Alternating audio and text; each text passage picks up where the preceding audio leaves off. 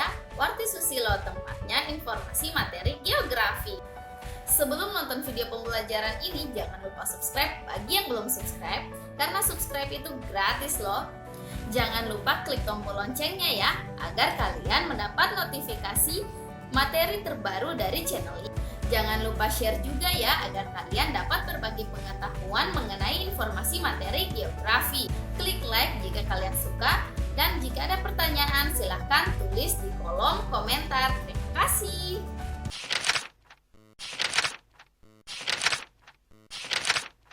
Nah, pada pembahasan kali ini kita akan membahas tentang pola keruangan serta interaksi antara desa dan kota. Gotong royong merupakan suatu istilah asli Indonesia yang berarti bekerja bersama-sama untuk mencapai suatu hasil yang didambakan. Sikap gotong royong ini masih kita dapati di daerah pedesaan. Walaupun sudah tak sekental dulu, tapi pada saat-saat tertentu masyarakat desa masih melakukan sikap gotong royong ini, seperti membersihkan kampung, membangun rumah ibadah, dan sebagainya. Pada sesi pertama ini kita akan membahas tentang pola keruangan desa. Desa secara etimologi berasal dari bahasa Sanskerta. Desa diambil dari kata desi yang memiliki arti tanah kelahiran atau tanah tumpah darah. Desa juga dapat diartikan sebagai bentuk kesatuan administratif yang berada di luar kota. Penyebutan istilah desa di Indonesia khususnya sangat bervariasi sesuai bahasa daerah yang dimiliki setiap daerah di Indonesia.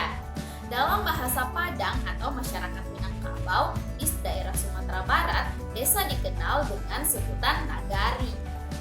Adapun di kawasan Sulawesi seperti di Minahasa, masyarakat menyebutnya dengan istilah wanus atau wanua, sedangkan masyarakat Aceh menyebutnya dengan istilah dampok. Masyarakat Batak menyebut desa dengan istilah huta atau huta, sedangkan istilah dari masyarakat Sunda, desa tetap dengan istilah desa. Pengertian desa menurut para ahli. Yang pertama adalah menurut Undang-Undang Nomor 22 Tahun 1999. Desa adalah kesatuan masyarakat hukum yang memiliki kewenangan untuk mengatur dan mengurus kepentingan masyarakat setempat berdasarkan asal-usul dan adat istiadat setempat yang diakui dalam sistem pemerintahan nasional dan berada di daerah kabupaten. Yang kedua adalah menurut Sutarjo Hadikusumo, desa diartikan sebagai suatu kesatuan hukum dan di dalamnya bertempat tinggal sekelompok masyarakat yang berkuasa menjalankan pemerintahannya sendiri. Ketiga adalah pengertian desa menurut Bintaro. Desa merupakan suatu perwujudan geografis yang ditentukan oleh unsur-unsur fisiografi sosial, ekonomi, politik, dan budaya, serta memiliki hubungan timbal balik dengan daerah lainnya. Pengertian desa yang keempat yaitu menurut Paul Halandis. Desa memiliki pengertian suatu wilayah yang penduduknya kurang dari 2.500 jiwa. Mata pencarian penduduk desa biasanya masih bergantung pada keadaan alam sekitarnya. Kebanyakan masih bersifat agraris atau pengertian desa yang kelima yaitu menurut S. de Misra. Suatu wilayah disebut desa jika luas wilayahnya sekitar 50 sampai 1.000 hektar are dan daerahnya masih bersifat agraris. Jadi, desa bukan hanya sekumpulan tempat tinggal, melainkan sekumpulan daerah yang pertaniannya masih dominan. Nah, itulah pembahasan tentang pengertian desa. Sekarang kita masuk pada season 2 yaitu tentang unsur-unsur desa. Apa saja sih yang menjadi unsur-unsur desa? Yuk kita lihat.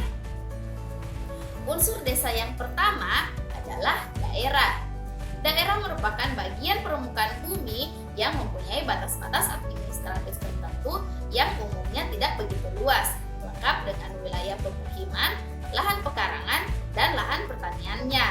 Termasuk di dalamnya tanah-tanah yang produktif dan yang tidak produktif, beserta penggunaannya. Termasuk juga unsur lokasi, luas, dan batas yang merupakan lingkungan geografis setempat. Unsur desa yang kedua yaitu penduduk. Penduduk adalah sekelompok orang yang menempati daerah desa dengan segala permasalahannya.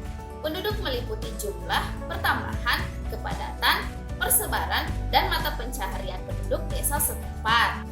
Ciri-ciri penduduk desa antara lain sebagai berikut. Ciri yang pertama adalah sistem kehidupan umumnya bersifat kelompok dengan dasar kekeluargaan atau biasa disebut dengan paguyuban atau Gemenskap. Ciri yang kedua adalah masyarakat bersifat homogen seperti dalam hal mata pencarian, agama, dan adat istiadat. Ciri yang ketiga adalah di antara warga desa mempunyai hubungan yang sangat mendalam dan erat bila dibandingkan dengan masyarakat lain di luar batas wilayahnya. Ciri yang keempat adalah mata pencarian utama penduduk desa biasanya bertani. Unsur desa yang ketiga adalah tata kehidupan. Tata kehidupan merupakan suatu aturan yang ada dan biasanya berkaitan erat dengan adat istiadat suatu daerah, norma, dan karakteristik budaya lainnya yang berbeda antara satu wilayah dengan wilayah lainnya. Nah, sekarang kita masuk pada session 3, yaitu membahas tentang potensi desa. Potensi desa dibagi menjadi dua. Yang pertama adalah potensi fisik.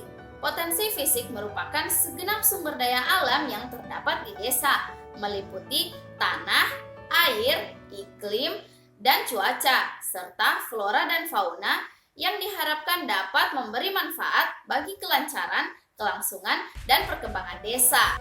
Potensi desa yang kedua yaitu potensi non-fisik. Potensi non-fisik meliputi masyarakat desa itu sendiri, lembaga-lembaga sosial yang ada, beserta aparatur desanya. Potensi inilah yang dimanfaatkan dengan baik sehingga tercipta perkembangan desa yang baik pula. Potensi fisik antara lain sebagai berikut. 1. Tanah subur yang diolah secara saksama dengan berencana. Yang kedua adalah sumber air, baik air tanah, air sumur, air sungai, dan curah hujan yang cukup guna keperluan penduduk. Yang ketiga adalah iklim dan angin yang baik dapat dimanfaatkan dalam pengolahan pertanian. Yang keempat adalah tanaman dan hewan yang berguna bagi penduduk untuk diperdagangkan. Nah, itulah potensi desa baik fisik maupun non-fisiknya. Sekarang kita masuk pada fungsi desa bagi kota. Yang pertama adalah desa sebagai sumber bahan mentah bagi kota. Fungsi yang kedua adalah desa sebagai sumber tenaga kerja bagi kota. Fungsi yang ketiga adalah desa merupakan mitra pembangunan wilayah kota. Fungsi desa yang keempat adalah desa disebut juga sebagai hinterland. Adapun pengertian dari hinterland yaitu daerah penyokong atau pengikat kebutuhan masyarakat. Nah, itulah pembahasan kita kali ini tentang pola keuangan desa. Semoga bermanfaat ya. Sampai ketemu di video selanjutnya. Assalamualaikum warahmatullahi wabarakatuh. Bye bye.